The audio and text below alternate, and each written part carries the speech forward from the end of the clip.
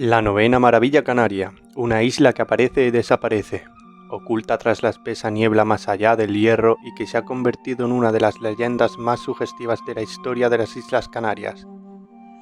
Aparecida por primera vez en un texto en el siglo IX que narra los viajes del monje irlandés San Brandán, a quien le debe el nombre.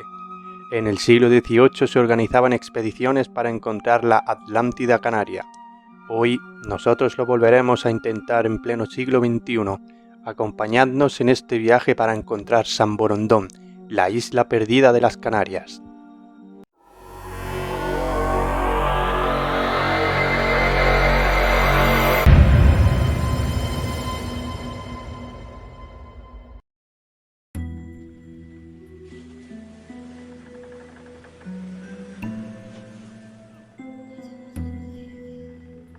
San Borondón, oh mito fantástico de bruma, tierra intacta y fugaz, divina y deslumbrante.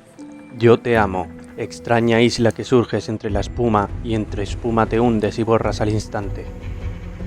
Así se refería el poeta y periodista tinerfeño Luis Álvarez Cruz a una de las leyendas más queridas de Canarias, porque islas fabulosas asociadas a este archipiélago ha habido unas cuantas, desde los bienaventurados hasta las propias afortunadas, pasando por la mismísima Atlántida, pero ninguna tan real como San Borondón, que apareció en el Tratado de Alcazabas que repartía el Atlántico entre Portugal y Castilla.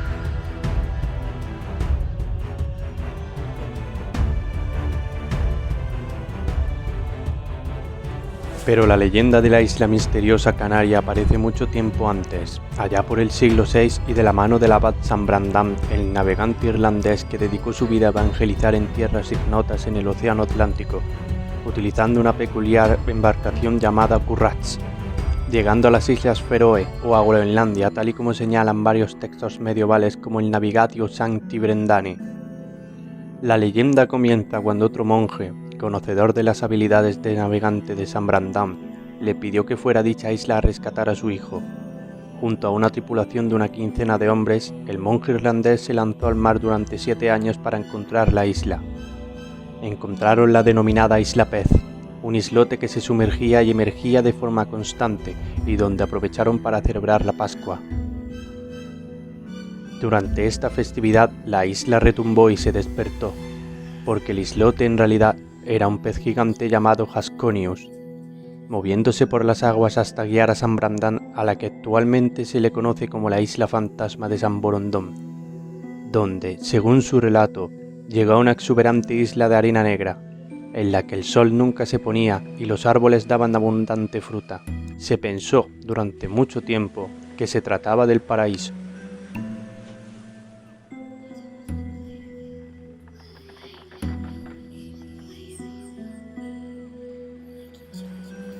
Con el tiempo, y en plena edad de oro de los descubrimientos, cualquier relato, por fabuloso que fuese, era un buen motivo para elevar anclas en busca de nuevos países o tierras para conquistar.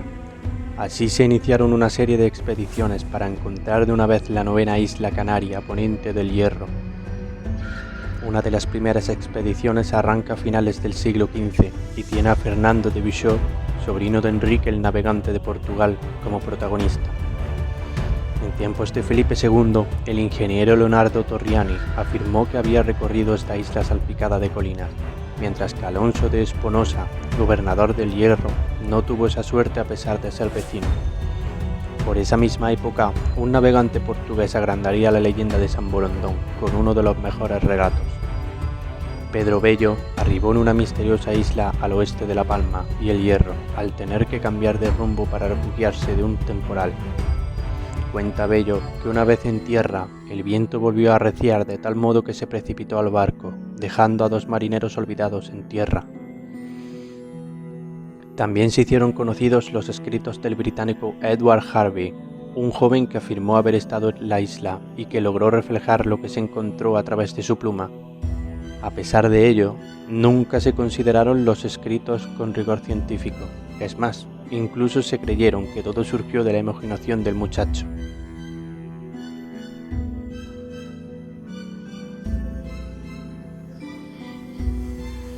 Todos estos relatos, más o menos fantásticos, siguieron alimentando el mito de San Borondón. que en una época en la que ya se estaban conquistando hasta los últimos confines del océano todavía perviviese el mito de una isla que aparecía y desaparecía muestra que, al menos, un gran equívoco geográfico debía existir en torno a San Borondón, equívoco que trató de alumbrar de forma oficial Hernán Pérez de Grado, primer regente de la Real Audiencia de las Canarias, que ordenó abrir una investigación oficial sobre la isla misteriosa tras numerosos avistamientos en los meses previos. Y así siguió creciendo la leyenda de San Borondón hasta que Gaspar Domínguez organizó la última expedición oficial para descubrir la novena isla canaria en 1721. Sin embargo, no hubo éxito. San Borondón permaneció oculta y las expediciones cesaron.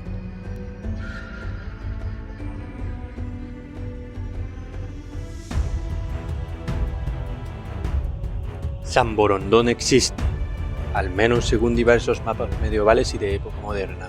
El planisferio de Hereford, fechado en 1290, es el primer mapa en el que aparece una referencia a San Borondón en una inscripción en latín que reza: "Las 6 islas afortunadas son las islas de San Brandán". Por su parte, Ebstorf es más prudente en su planisferio del siglo XIII, al afirmar que San Brandán la descubrió, pero nadie la ha encontrado desde entonces.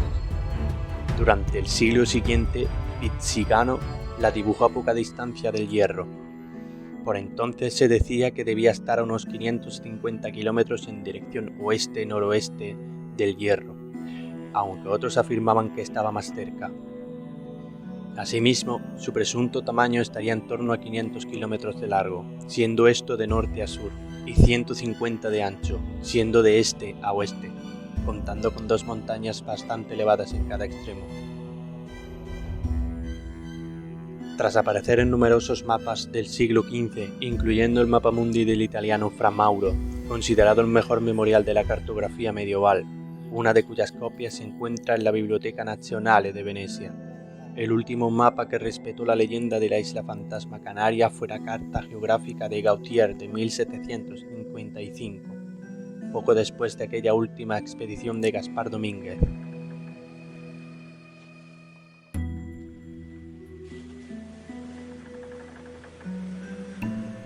$250 años después, ya no se hacen expediciones oficiales para descubrir la isla que se oculta tras la niebla atlántica, pero todavía, de vez en cuando, se producen avistamientos y proyectos artísticos que siguen nutriendo una de las leyendas más hermosas de la mitología canaria. Debido a sus características de aparecer y desaparecer en la niebla y sus múltiples comportamientos extraños, ha sido llamada también como la inaccesible, la non trovada, la encubierta, la perdida, la encantada y algún que otro apelativo más.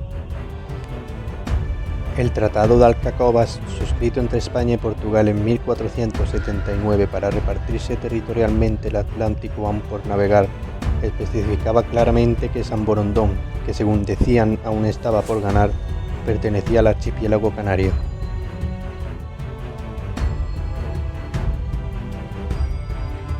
La bahía de San Borondón, en la provincia de Buenos Aires, en Argentina, fue nombrada de tal modo durante la expedición de Magallanes en marzo de 1520, en la creencia de que había sido formada por el desprendimiento de la isla de San Borondón del continente americano, y así anexionándose al archipiélago canario.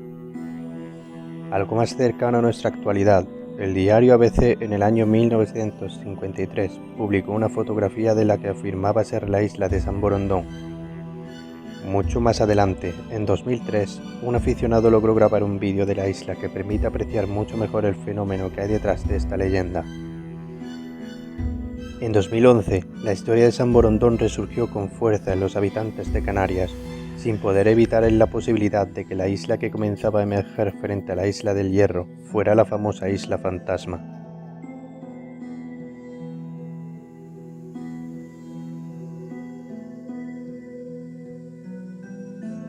En otoño de 2011 comenzaron a ocurrir ciertos sucesos cerca de la isla del Hierro. Un volcán submarino despertaba, comenzó a producir magma y este empezó a emerger. Si se producía bastante, oficialmente Canarias tendría una nueva isla, la famosa isla de San Borondón. Las coordenadas coincidían con las de las leyendas. ¿Estaríamos siendo testigos del resurgimiento de San Borondón? Todo parecía indicar que resurgiría, pero solo asomó un poco la cabeza y volvió a dormir. ¿Seremos testigos alguna vez del resurgimiento de esta isla tan misteriosa?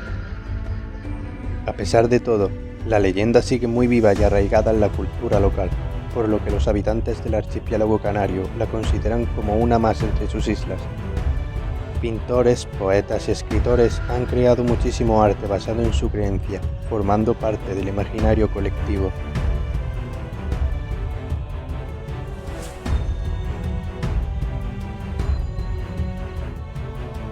Nunca sabremos realmente si la isla de la leyenda realmente existe y si se trata, como dicen, de una isla fantasma. ¿O sí? ¿Y vosotros? ¿Qué pensáis?